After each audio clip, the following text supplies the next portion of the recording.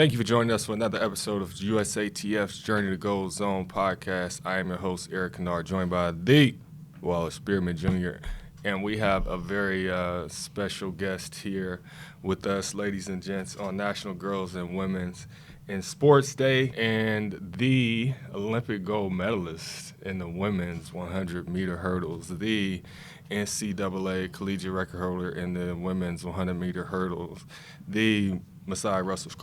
There Yes, you go. I love the intro. No, we Thank try, we you, try, thank we you. try. Good evening. How are you? How's Lexington? I'm good. Lexington is good. It's a little warmer here today, so I'm happy about that. It's not below freezing, so that's always good Yeah. when I can walk outside and not have to wear two coats and a hoodie. Well, that's good.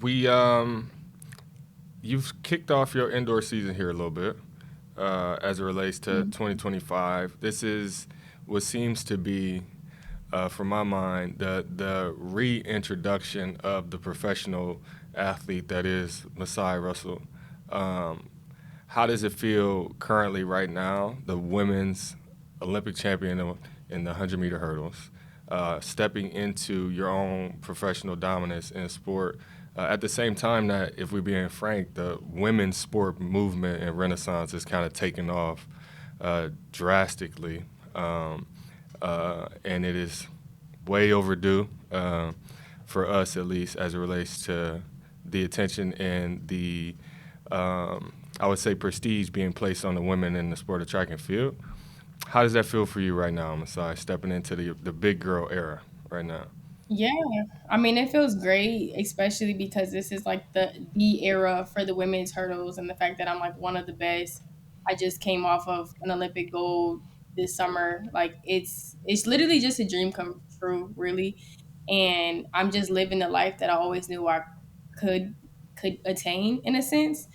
And I'm just like, last year was my rookie year. So, like, whatever I did up into that point was just like, all right, it is what it is. Like, no one had me doing anything. So, everything that I did, it was like just like the first time I stepped into that.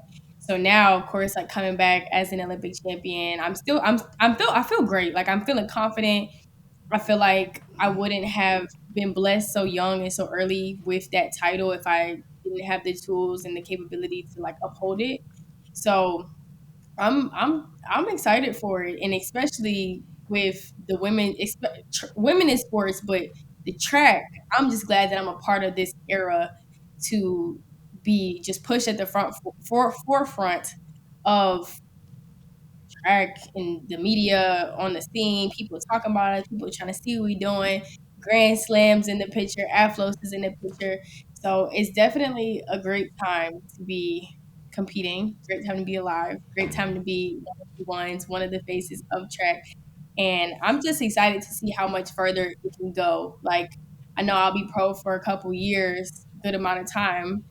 Fingers crossed. So I hope and pray that I can look back in like 10 years and be like, wow, like this was just the start and now this is what it's transformed into.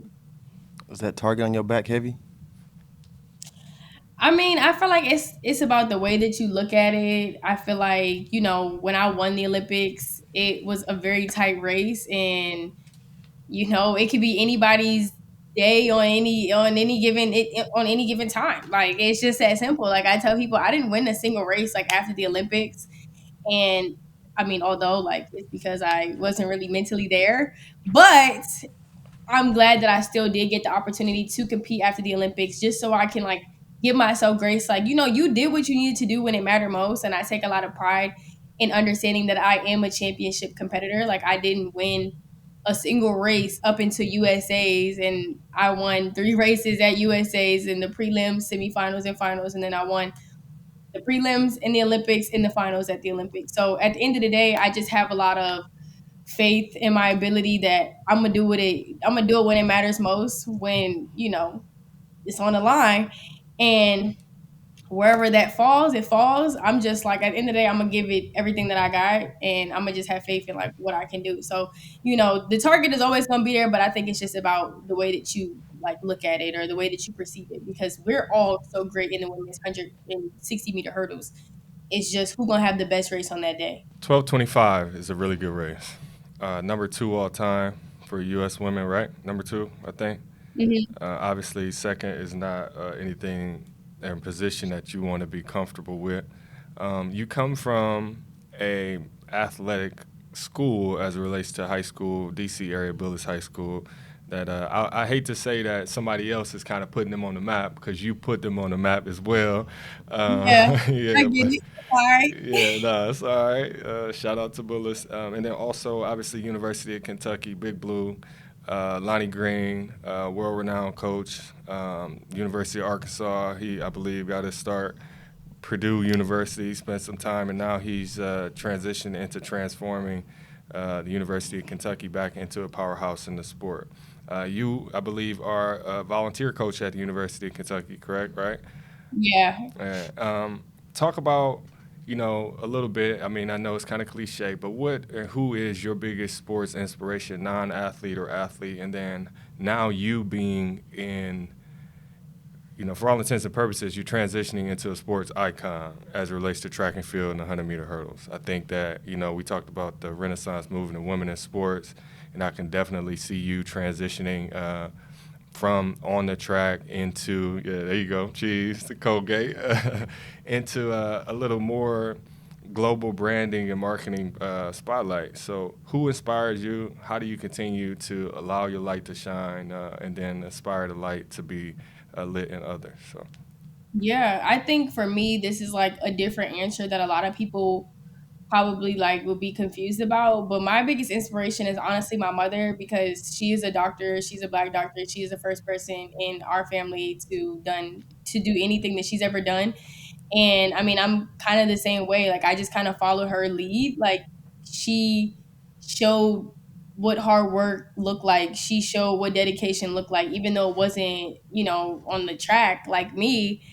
She showed what grind was. So, it was just in her avenue or her lane. And I was able to see that as a young girl. And I was looking up, I looked up to my mom. I'm like, wow, like she's getting the job done. It doesn't matter when she is, like how she's feeling, what the day is, what the time is. Like my mom always got up and went to work. And she's an oral and maxillofacial surgeon. Like that's a lot of years of school. I didn't want to be a doctor, but she was an example that I ended up taking down my path and down my lane in life. So I would have to say my mom because, she's just awesome and she's the one that paved the way. So, I'm who I am because of her, I have to say. And it just means the world to, everyone has a different story, but it's just the way that you can like internalize certain people's stories and make it like make sense in your life.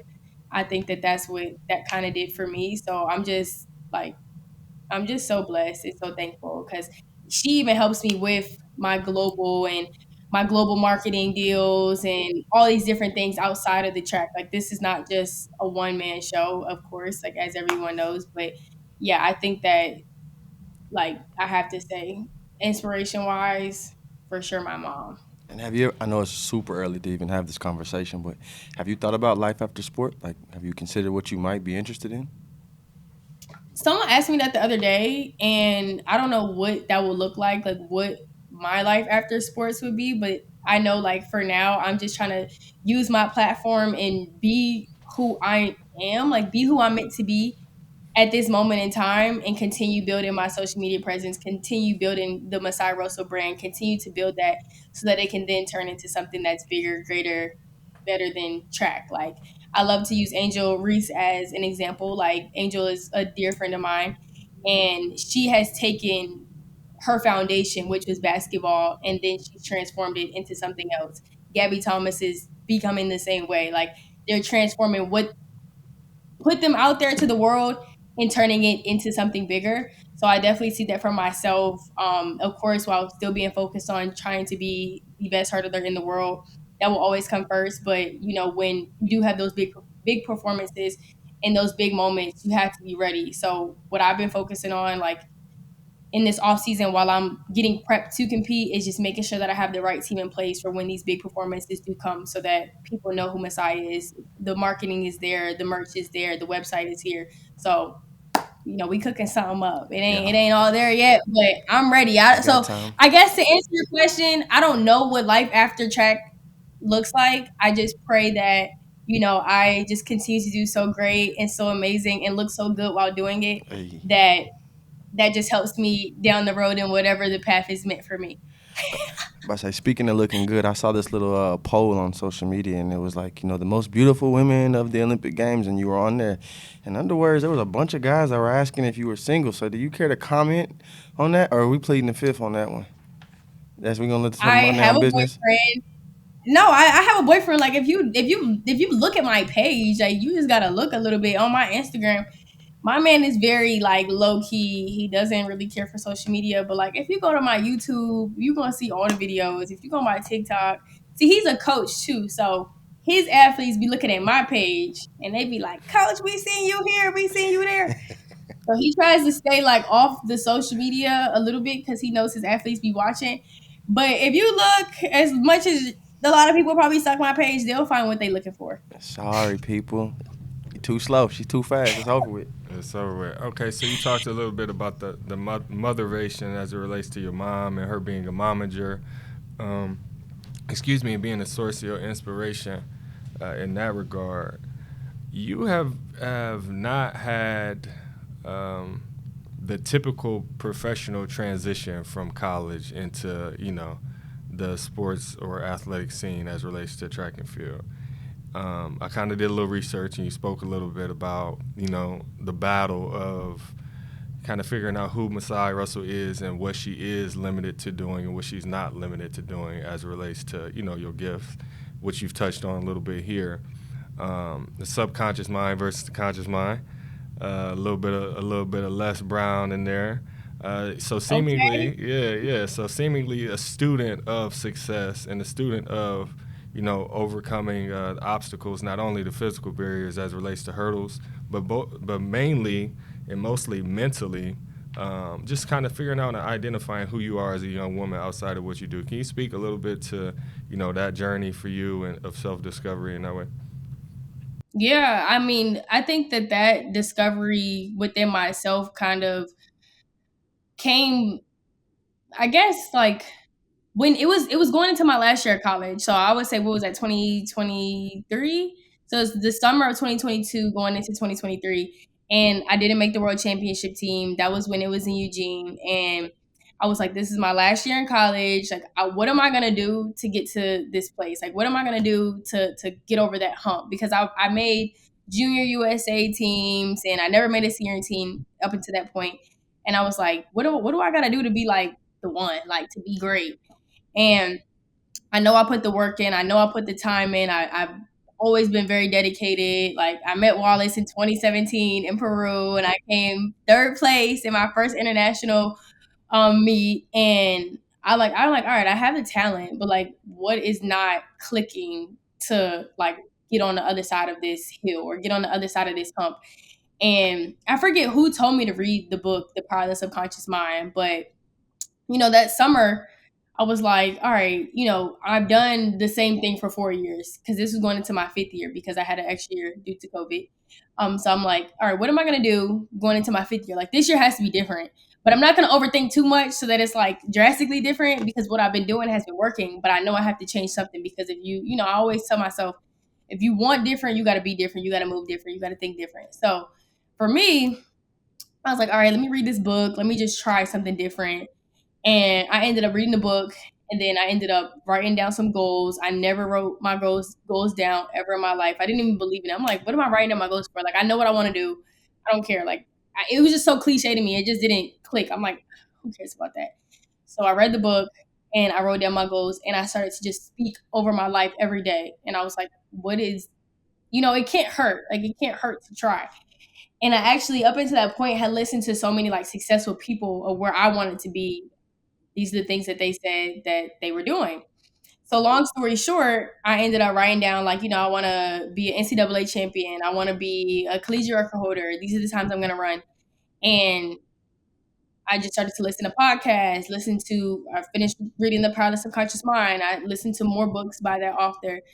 And in my first meet, I ran the fastest time ever. Second meet, I ran, I think it was like a number 8 time ever in college. And I like was just like, okay, like all right. The next meet after that, I break the collegiate record. I run 7:75, and in that moment, I was just like in awe because I've never like believed in something, and then it actually happened the way that like I dreamed for it to happen. And it was like it actually ended up being more than what I expected. And I think that that's what like kind of shocked me and what kind of had me shook, like, oh shoot, like this is real, like this is real deal, like speaking over yourself, speaking over your life, telling yourself these positive things, telling yourself what you want, like this is real. And I mean, that was all I needed to see to continue throughout my life, my career.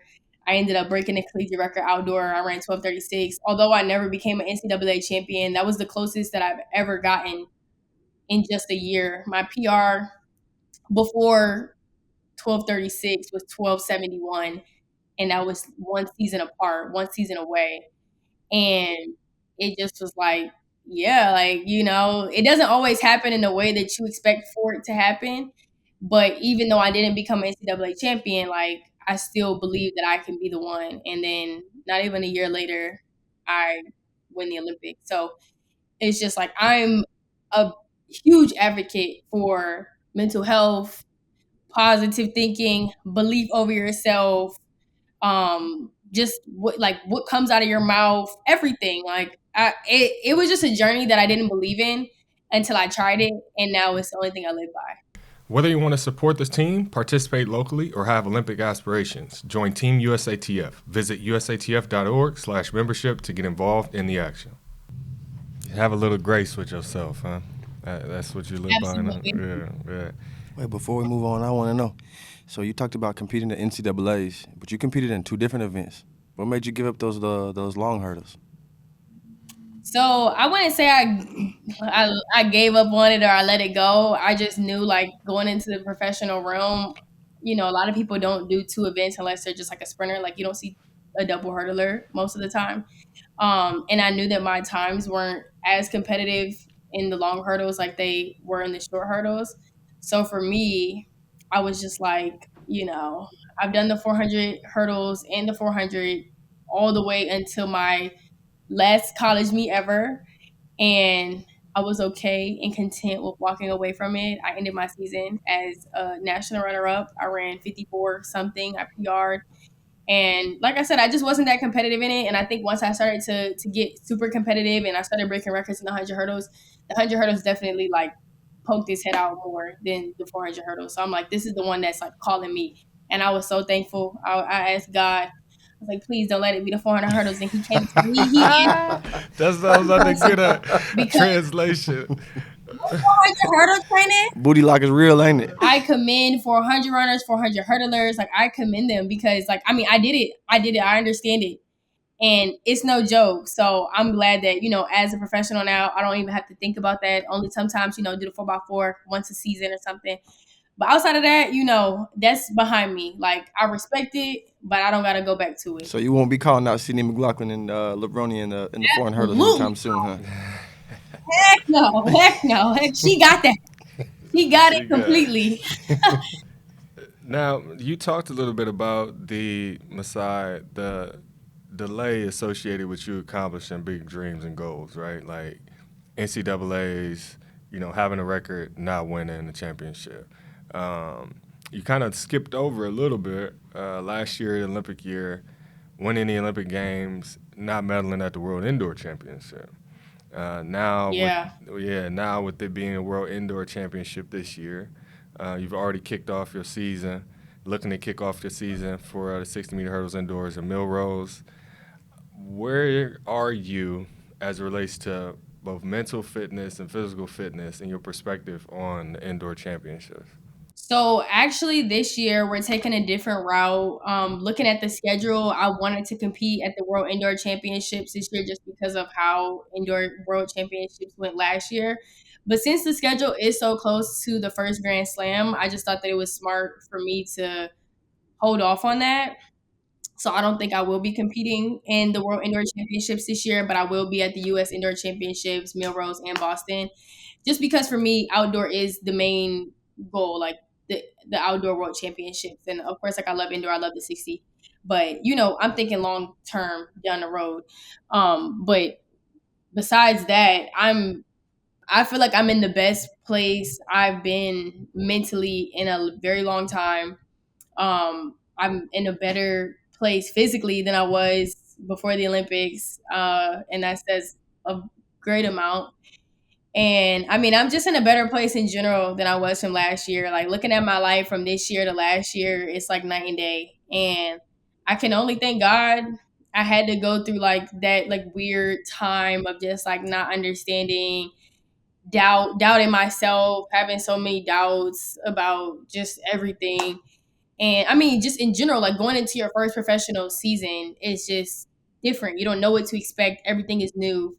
And I think I did handle it well, but you know, you're always gonna have that like uncomfortable spot where it's just like it doesn't make sense. Um, so the fact that like I am, I'm way ahead of where I was at from this year to last year, just mentally, physically, just as a whole. So I'm excited for this season. I'm excited for this indoor. I'm excited. I'm just so confident in my ability, and I'm just so confident in like where I'm going. And it just really makes me excited for what's to come, because I feel like the sky for me truly is only the limit. Like I feel like whatever I want to, I put my mind to and myself and my thoughts to, there's nothing that I can't do. Okay, in the words of Coach Green, the end game is everything here, buddy. In game. In game for sure. That's when he made us do them 5 200s after our workout. After a hurdle workout. I'm like, why are we running after a hurdle workout? We've never done that before. But like he said, in game, down the road, September in Tokyo, Japan. That's the end goal. So I was gonna ask this as well. So you talked about Trujillo in 2017, and did that help you at all prepare for the big stage? Like, experiencing that, did that have anything to do with your preparation for senior teams? Did it help you at all? Should kids aspire to? I know some kids do, the New Balance or the Asics, but should they really target that so they can be prepared for the future? Yeah, I mean, I do think that the youth international teams are like a good building block to get into the senior teams. But like for me personally, when I got to Budapest and I got on that track and I heard the amount of people that was in that stadium, I've never ran in a stadium that big. I'm not gonna lie, I was like a deer. Like you didn't see it on my face, but the way I felt on the inside, I was like a deer in headlights. I was just like, excuse me. I was like, holy sh! Like what? Like this is crazy, because it was one of those things. It was so overwhelming and it was so surreal in that moment. Like I watched you guys compete, like Dawn Harper, Sonya Richards, Allison. Like I seen the people that I looked up to compete where I'm at right now, and now I'm just here, like just like that, like. And it was such a like crazy transition from USA's, from NCAA's, from any track meet I've ever been to in my life. And I'm not gonna lie, like I definitely, there was nothing that could, I tell everybody, like there was nothing in that moment that could have prepared me for that moment but being there in that moment. And unfortunately failing, but then turning it around a year later and using it to my advantage to be even better and greater and to actually pull out a win. So yeah, I mean the junior teams are great because I feel like they give you that confidence, like being able to compete against, people from all over the world.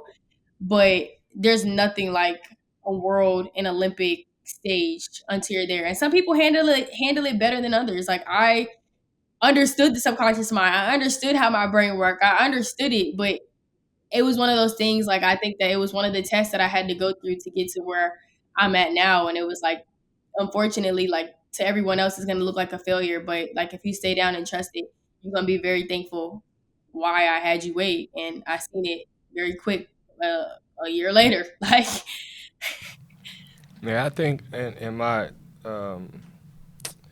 in understanding who you are as a young woman, I think that you are very open to both, not literally hitting hurdles, but figuratively hitting hurdles and yeah, understanding, like, how I'm going to change, my technique and this approach to, me and my life personally or my life competitively, in the mental health aspect of those things evolve. And I think that's extremely important.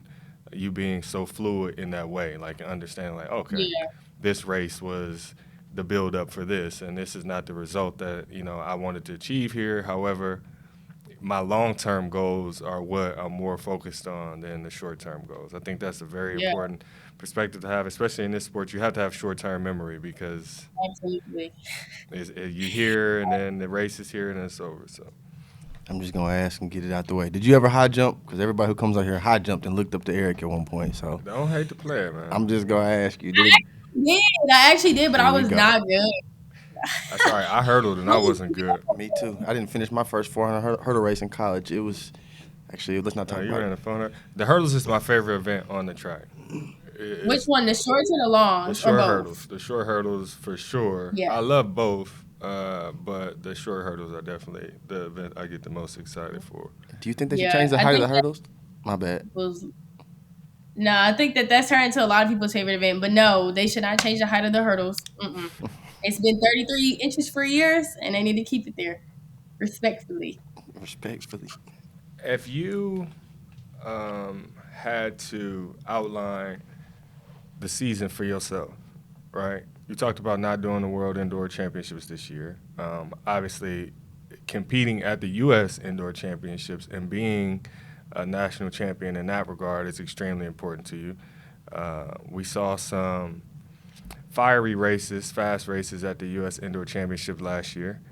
We know that the hurdles is the most competitive event on the track, especially the women's hurdles in America and only as well as the world. You train with Devin Charlton in Lexington now, defending world indoor champion, right? Yeah, yeah, yeah. And Yep. what is your perspective on the vast competition in the hurdles? I mean, coming up here, you've kind of tuned up 4x4. You've done a 60-meter sprint, so you're working on your flat speed, speed endurance, and then also you've done some technical stuff over the hurdles, over 60 meters. Now you're kind of stepping into the fire as it relates to the upcoming Millrose Games of 2025. What are your thoughts on outlining your season in that regard? Because in your own words, titles mean everything. You know what I mean? So what titles to you are most important? Do you sacrifice or do you consider it a sacrifice to lose a mid-season race, early season race, and kind of give up the goose for the gander? Or what is your perspective on that? Yeah, so I was actually watching a video of me today. It was like an interview that I did like a couple months ago, and I was just like, at the end of the day, everything that I like had to go through, I like was having a trial run every weekend, last indoor, outdoor, to get to where I was at USA's and the Olympics. Because I did, like I said, I didn't win a single race. And I just kept telling myself when I got to USA's, like, you could have the best season of your life or you could have the worst season of your life and not make the team. So, I mean, for now, like where I'm at in the season, I just feel like I'm just fit. I'm good. I'm fast. Like, so if I do lose, whatever the case is, like, it's not the end of the world. And I think that, like, of course, to the world, they don't understand that. But of course, like when you are within the circle, in the track space, in the track circle, you know what like peaking means, you know what it means to taper down, you know what it means to get prepared for certain races. And I'm not tapering to run my fastest right now at the Boston meet. Now, if I come out and win and run a super fast time, hey, by the grace of God, I'm so blessed and so thankful for it. But at the end of the day, if I leave the meet happy and healthy, we that's a win. Like that's a win in my book because I still have another opportunity to line up the next meet, leave happy and healthy. I have another opportunity to line up at the next meet, the next meet, the next meet. If you're not healthy, then you can't compete. And for me, I mean I guess to answer your question, technically speaking, I guess I am okay with not running fast or running what people expect for me to run early in the season if it costs me to get what I want later down the road when it matters most. In game, buddy. In game. Win when it And gang. counts. How about say you make the team, you get a medal, successful season. Anything else that happens, didn't matter. Bought a house in Facts. That's December. Oh, sorry. a lot of people who've done like really great in like the beginning of their season or even during indoor, but once outdoor starts, it's like a reset. So that's why for me, I'm taking a different approach this year just so I can make sure that I'm prepped and equipped going into outdoor. Since the season is so long, we're running in September, not August and not July. So, I and all the diamond leagues are prior to the championship. And that's different for me too. Like this is my second year as a pro. I don't know how that feels. So, I just want to make sure that I'm taking the right approach. And, with a coach like Coach Green, who's been doing it for so long, I know that he knows what to do. And he was fully on board with everything that I said. So, it's only a win-win. Coach Green's along, on board with what I'm talking about. Because he's always real quick to be like, no, baby girl. Mm-mm. Man, I've known Coach Green he's known me since I was born, so I done heard all the little I sayings know. and He told me that. I was like, what the freak? yeah, man, Coach Green, boy, that's my guy. The 2025 USATF Indoor Championships are coming to the Ocean Breeze Athletic Complex in Staten Island, New York, February 22nd and 23rd. Get your tickets now at usatf.org/tickets. I love him to death. Off the track, you bought a house December, MTV Cribs, not MTV Cribs, USATF Cribs, Not yet. 2024, Lexington. Do you feel like Lexington is going to be home away from home from DC or long term? Or do you feel like you'll maybe, after your career, maybe look to migrate elsewhere?